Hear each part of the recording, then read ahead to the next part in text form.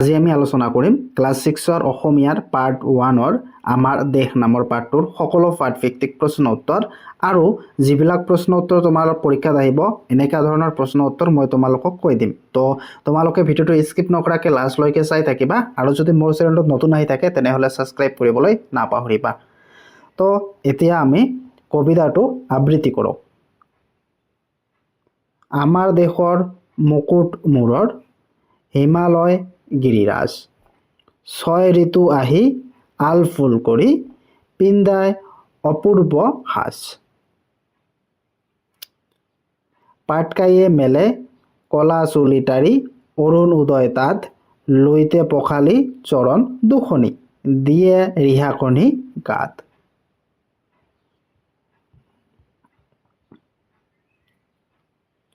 শুকুলা পাতৰ ৰিহা মেখেলাই সেউতি জৰাই গাৰ,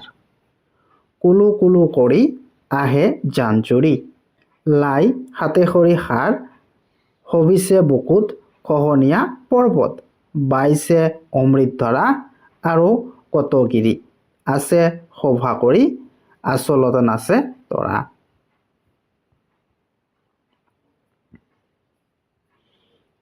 আমাৰ দেশৰ ৰূপ মনোহৰ তাৰ যে উপমা নাই, অসমা সুষমা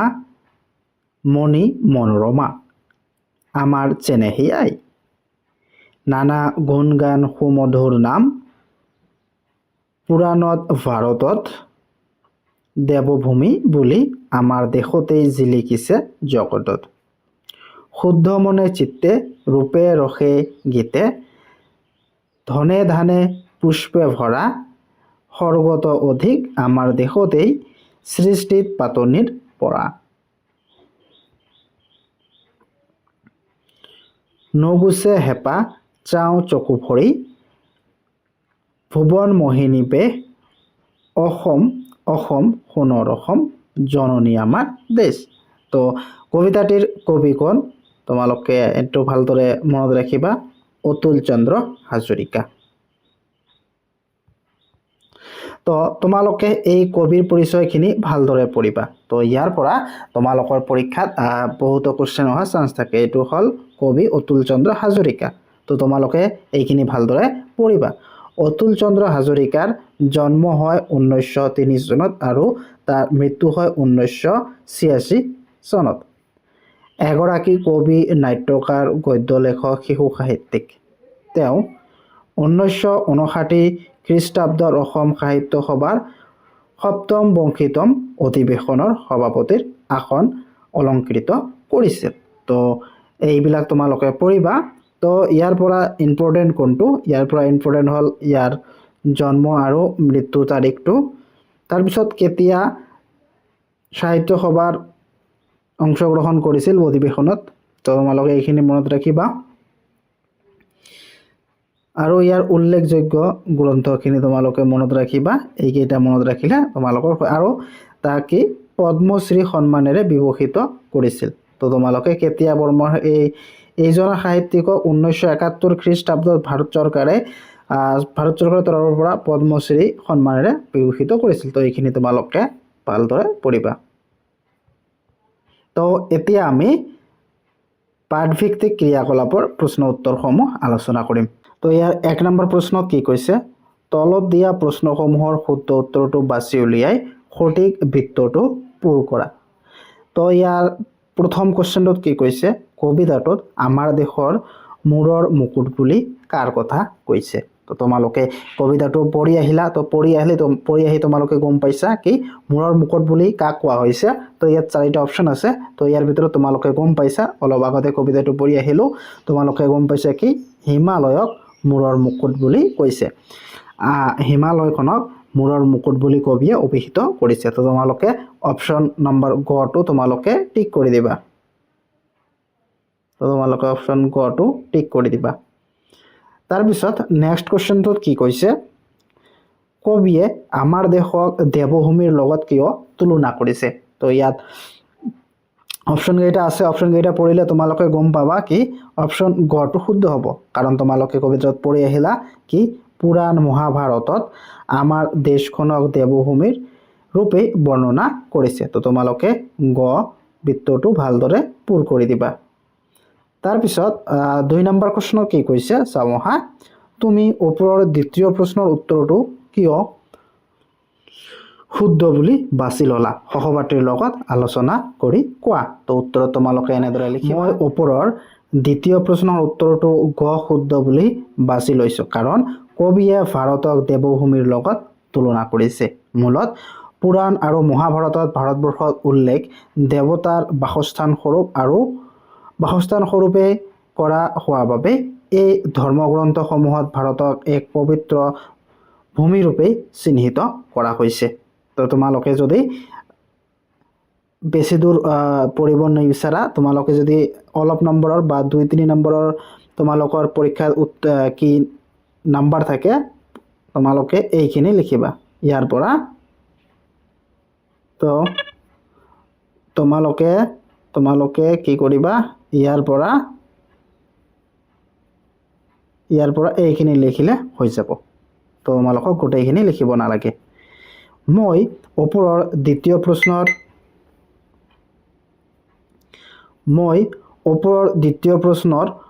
উত্তৰটো গ বুলি বাছি লৈছো কাৰণ কবিয়ে ভাৰতক দেৱভূমিৰ লগত তুলনা কৰিছে মূলত পুৰাণ আৰু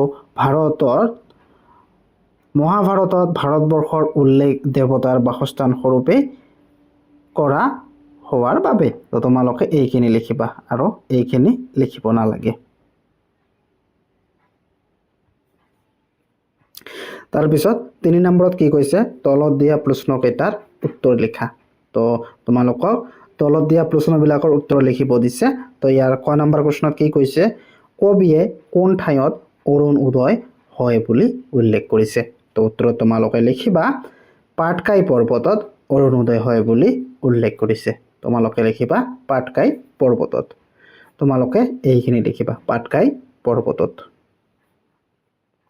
তাৰপিছত কোৱেশ্চন খত কি কৈছে কবিয়ে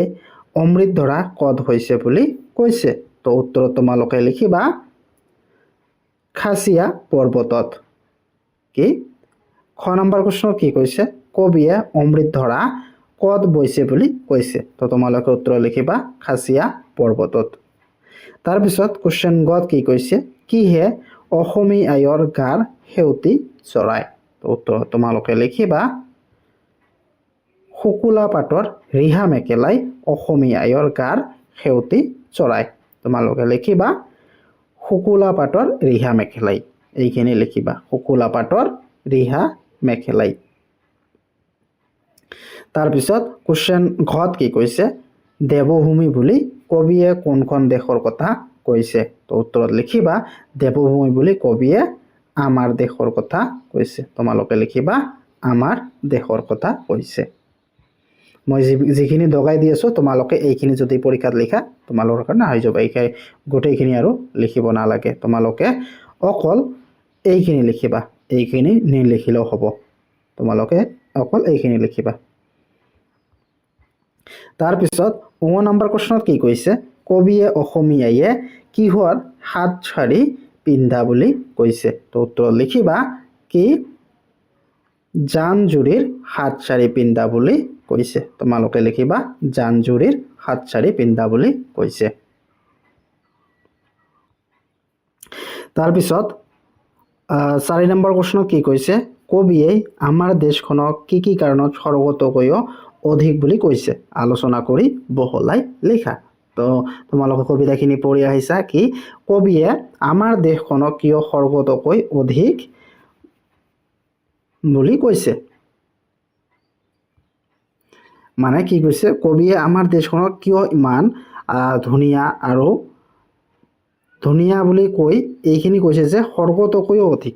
তাৰ মানে ধুনীয়াতকৈ বেছি কিয় কবিয়ে মৰ্যাদা দিছে তো তোমালোকে উত্তৰত তোমালোকে লিখিবা কবিয়ে আমাৰ দেশখনক সৰ্বতকৈ অধিক গৌৰৱময় বুলি বৰ্ণনা কৰিছে তেওঁৰ দৃষ্টিত প্ৰাকৃতিক সৌন্দৰ্য সংস্কৃতি আৰু মানৱিক মূল্যবোধৰ অনন্য হিমালয় গিৰিৰাজে দেশখনক মূৰত মুকুটৰ দৰে অলংকাৰ দিয়ে 6 ঋতুৱে আহি অপূৰ্ব সাজেৰে অলংকৃত কৰে ৰিহা মেখেলা হাত চাৰাই আদি পৰম্পৰাগত বস্তুৱে দেশখনক এক সাংস্কৃতিক মহিমাৰে গঢ়ি তোলে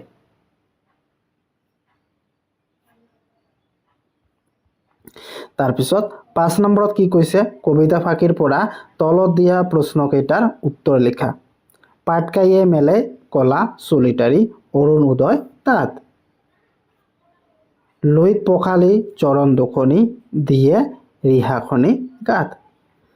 তো ইয়াৰ পৰা কত কি কৈছে কলা চুলিটাৰী কোনে মেলে বুলি কৈছে তো উত্তৰ তোমালোকে লিখিবা পাটকাইয়ে মেলে বুলি কৈছে পাটকাই তাৰপিছত কোশ্চেন খত কি কৈছে লইতে কাৰ চৰণ দুখনি পখালি দিয়ে বুলি কৈছে তো ইয়াৰ উত্তৰ তোমালোকে লিখিবা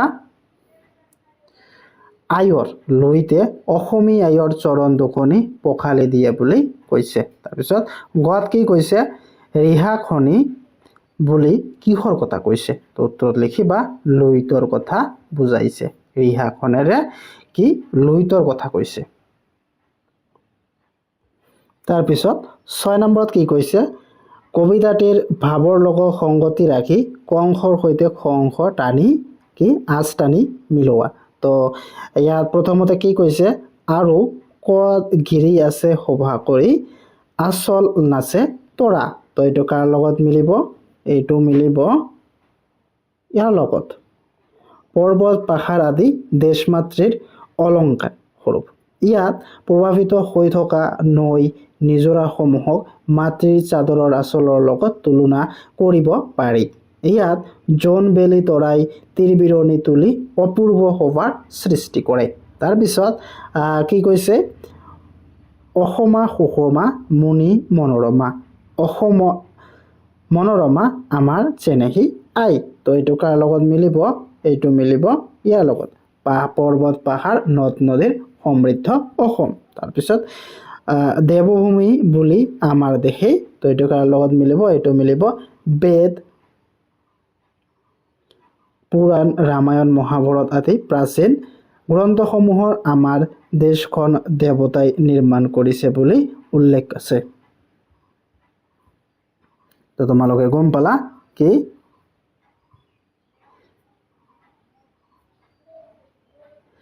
এইটো মিলিব ইয়াৰ লগত এইটো মিলিব ইয়াৰ লগত আৰু এইটো মিলিব ইয়াৰ লগত তাৰপিছত 7 নম্বৰত কি কৈছে 7 নম্বৰত কি কৈছে আমাৰ দেশ কবিতাটিত দেশমাতৃৰ সৌন্দৰ্য বৃদ্ধিত তলত দিয়া উপাদানসমূহ কেনেদৰে অৰিহণা যোগাইছে তাৰ এখন তালিকা প্ৰস্তুত কৰা তো ইয়াৰ উদাহৰণ এটা দিছে গিৰিৰাজ হিমালয় এইটো আমাৰ দেশৰ সৌন্দৰ্যত কি কৰিছে মূৰৰ মুকুট হৈ সেউতি চৰাইছে তাৰপিছত ছয় ঋতুৱে কি কৰিছে তোমালোকে এনেদৰে লিখিবা তো ছয় ঋতুৱে কি কৰিছে অপূৰ্ব সাজ পিন্ধায় পাটকাই পৰ্বতে কলা চুলিটাৰী মেলে লইতে কি কৰে সূৰ্যৰ চৰণ পখালি দিয়ে জান জুৰিয়ে কি কৰে হাত চাৰি হাৰ পিন্ধায় তাৰপিছত পৰ্বত পাহাৰে আচলত নাচে তৰা তাৰপিছত ভাষা অধ্যয়নত 8 নম্বৰত কি কৈছে তলত দিয়া শব্দবোৰৰ লগত ছন্দৰ মিল থকা শব্দৰ খালী ঘৰবোৰ পূৰ কৰা তো লাষ্টত তোমালোকৰ মিল থকা শব্দ লিখিব যেনেদৰে বেশ ইয়াত লাষ্টত তালবস্য আছে কেশ দেশ তোমালোকে মিলাই ইয়াত লিখিবা মেশ তাৰপিছত ভৰা তৰা কৰা পৰা তোমালোকে লাষ্টত মিল থকা এনেকা শব্দ তোমালোকে লিখিবা যেনেদৰে ইয়াত দিছে হাত পাৰ তোমালোকে এই দুটা খালী ঠাইত দৰে লিখিবা তাৰ সাৰ গাত হাত পাত জাত তোমালোকে এনেদৰে খালী ঠাইবিলাকত লিখিবা তাৰপিছত 9 নম্বৰত কি কৈছে শব্দৰ খেল খেলোৱা তো ইয়াৰ কত কি কৈছে পাৰ্টত এনেকুৱা এটি 6 আখৰীয়া শব্দ আছে যিটোৰ কি কৈছে ইয়াত প্ৰথম আখৰৰ 3টা মিলি পৃথিৱী বুজায় শেষৰ 3টা মিলি সুন্দৰী বুজায় আৰু তৃতীয়তে কি কৈছে তৃতীয় আৰু ষষ্ঠ আখৰ মিলি মাখন বুজায় পাৰ্টটিত শব্দটি বিচাৰি উলিয়াই লিখা তো বিচাৰি উলিয়াই ইয়াত লিখিব গৈছে তো তোমালোকে পাঠ্য পঢ়িলে তোমালোকে বিচাৰি উলিয়াব পাৰিবা তো তোমালোকক বিচাৰি দি আছো তো তোমালোকে এই ইয়াত চোৱা ভুৱন মোহিনী এইটো তোমালোকে তলৰ খালী বাকচত লিখি ল'বা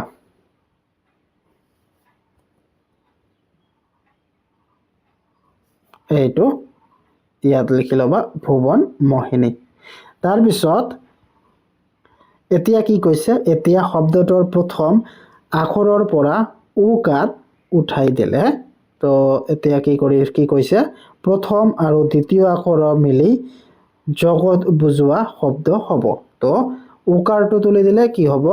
উকাৰটো তুলি দিলে ভৱ হ'ব তাৰ পিছত কি কৈছে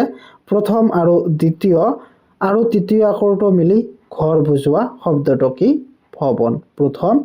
দ্বিতীয় আৰু তৃতীয়টো মিলি কি হৈছে ভৱন আৰু প্ৰথম আৰু শেষৰ আখৰ মিলি ভগ্নী বুজোৱা শব্দ কি কৈছে ইয়াত প্ৰথম আৰু শেষৰ আখৰটো মিলি ভগ্নী বুজোৱা শব্দ কি হ'ব ভনী তাৰ পিছত 10 নম্বৰত কি কৈছে কবিতাটিত থকা জুৰিয়া শব্দবোৰ বিচাৰি উলিয়াই লিখা তো এটা উদাহৰণ তোমালোকক দিছে ৰিহা মেকেলা তাৰ পিছত তোমালোকে কবিতাটোৰ পৰা বিচাৰি উলিয়াই লিখিব দিছে তো তোমালোকক মই সুবিধাৰ বাবে আনি দিছো তোমালোক খাইৰত লিখিবা জানজুৰি গুণগান ৰূপে ৰখে ধনে ধানে মুনি মনোৰমা এইবিলাক তোমালোকে খালী ঠাইত লিখি ল'বা তাৰ পিছত জানোহাত কি দিছে তলৰ কবিতা ফাঁকিত মলৈ মন কৰা শুকুলা পাতৰ ৰিহা মেকেলাই সেউতি চৰাই গাৰ ইয়াত কি কৈছে শুকুলা শব্দটো একে অৰ্থ সমৰ্থক বুজোৱা শব্দবোৰ হৈছে বগা শুভ্ৰ শ্বেত আদি ঠিক তেনেদৰে সেউতি শব্দটোৰ একে শব্দ বুজোৱা শব্দ হৈছে পোহৰ দীপ্তি জ্যোতি আদি তো ইয়াত কি কৈছে শুকুলা শব্দৰ সমৰ্থক শব্দবিলাক কি বগা শুভ্ৰ শ্বেত আৰু জেউতি শব্দৰ সমৰ্থক শব্দ হৈছে পোহৰ দীপ্তি জ্যোতি আদি ঠিক তেনেদৰে 11 নম্বৰ প্ৰশ্ন কি কৈছে শিক্ষকৰ সহায় লৈ অথবা অভিধানৰ সমৰ্থক শব্দ কোষ আদি ব্যৱহাৰ কৰি তলৰ সমৰ্থক শব্দবোৰ লিখা তো তলত কিছুমান শব্দ দিছে ইয়াত সমৰ্থক তিনিটাকৈ সমৰ্থক শব্দ লিখিব লাগে তো প্ৰথমত কি দিছে অৰুণ অৰুণৰ সমৰ্থক শব্দ কি সূৰ্যোদয় উষা অৰণ্য তাৰ পিছত গিৰি ইয়াৰ সমৰ্থক শব্দ হৈছে পাহাৰ পৰ্বত শৈল গিৰি মানে পাহাৰ পৰ্বত শৈল তাৰ পিছত জননী ইয়াৰ সমৰ্থক শব্দ হৈছে মা আই মাতৃ তো মা আমি কি বুলিও জানো জননী আই আৰু মাতৃ তাৰ পিছত ভৱন ইয়াৰ সমৰ্থক শব্দ হৈছে ঘৰ বাসস্থান গৃহ সাজ ইয়াৰ সমৰ্থক শব্দ হৈছে পোছাক বস্ত্ৰ আৰু পৰিধান তাৰ পিছত 12 নম্বৰত কি কৈছে বাক্য ৰচনা কৰা অপূৰ্ব তো অপূৰ্ব দি বাক্য ৰচনা কৰিব দিছে তো তোমালোকে এনেদৰে লিখিবা অপূৰ্ব সৌন্দৰ্যৰ সেই দৃশ্যই মোক অভিভূত কৰিলে তাৰ পিছত উদয় সূৰ্য পূব দিশৰ পৰা উদয় হয় তাৰ পিছত মনোহৰ অসমৰ মনোহৰ দৃশ্যই সকলোকে আকৰ্ষিত কৰে জেউতি তোমালোকে লিখিবা জেউতিৰ পোহৰে আন্ধাৰৰ মাজত এক আশাৰ সঞ্চাৰ কৰিলে তাৰ পিছত চেনেহী মোৰ বন্ধুজনৰ লগত মোৰ অতি চেনেহী সম্পৰ্ক আছে আলফুল 6 ঋতু আহি আলফুল কৰি সাজ পিন্ধায় তো তোমালোকে এনেদৰে বাক্য ৰচনা কৰিবা তাৰ পিছত 13 নম্বৰ কোৱেশ্চনত কি কৈছে কবিতাটোত ওচৰা ওচৰি গৈ থকা বিশেষণ আৰু বিশেষ্য পদবোৰ বিচাৰি উলিয়াই তলৰ তালিকাত ভৰোৱা তো উদাহৰণ এটা দিছে অপূৰ্ব সাজ মনোহৰ আমাৰ দেশ চেনেহী আই শুকুলা পাঠ মৰমৰ দেশ সোণৰ অসম সুমধুৰ নাম তো তোমালোকে এনেদৰে লিখিবা এইবিলাক হৈছে বিশেষণ আৰু এইবিলাক হৈছে বিশেষ্য তাৰ পিছত 14 নম্বৰত তোমালোকক কি কৈছে 14 নম্বৰত সাজ শব্দ প্ৰয়োগ কৰি বিভিন্ন অৰ্থ প্ৰকাশক বাক্য ৰচনা কৰা। সাজ এইটো হৈছে ইয়াৰ অৰ্থ কি পোচাক। ৰামে আজি নতুন সাজ কিনি আনিলে। সাজ এইটো হৈছে বাচন। আমি খোৱাৰ আগত সদায় সাজ ধুই থব লাগে, অৰ্থাৎ আমি খোৱাৰ আগত সদায় বাচন বৰ্তনবিলাক ধুই খাব লাগে। তাৰপিছত সাজ এইটো কি নিৰ্মাণ কৰা। গাঁওখনত এখন নতুন বিদ্যালয় সাজ কৰা হৈছে, মানে গাঁওখনত এখন নতুন বিদ্যালয় কি নিৰ্মাণ কৰা হৈছে।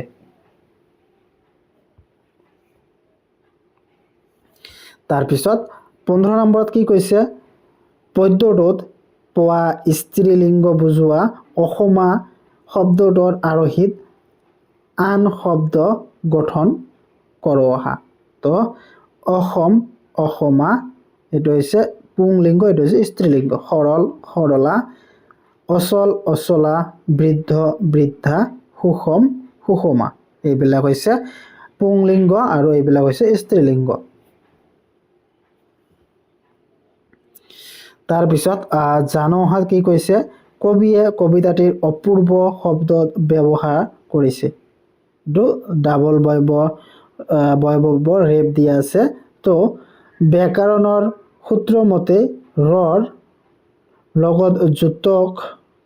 যুক্তক হ'লে ব্যঞ্জন বৰ্ণটো দ্বিত্ব হয়। বৰ্তমান সময়ত ভাষাৰ সলনিকৰণৰ উদ্দেশ্য আগত ৰাখি এই দ্বিত্ব বৰ্জন কৰা হৈছে। তো উদাহৰণ দিছে অপূৰ্ব অপূৰ্ব, কৰ্ম কৰ্ম। তো ইয়াত কি কৈছে ইয়াত ব্যাকৰণৰ সূত্ৰ মতে ৰৰ লগত কি যুক্ত হ'লে ব্যঞ্জন বৰ্ণটো দ্বিত্ব হয়। তো তোমালোকে ইয়াত কি কৈছে এইখিনি দুৰ্বল। তো এতিয়া দুৰ্বল অৰ্জুন অৰ্জুন,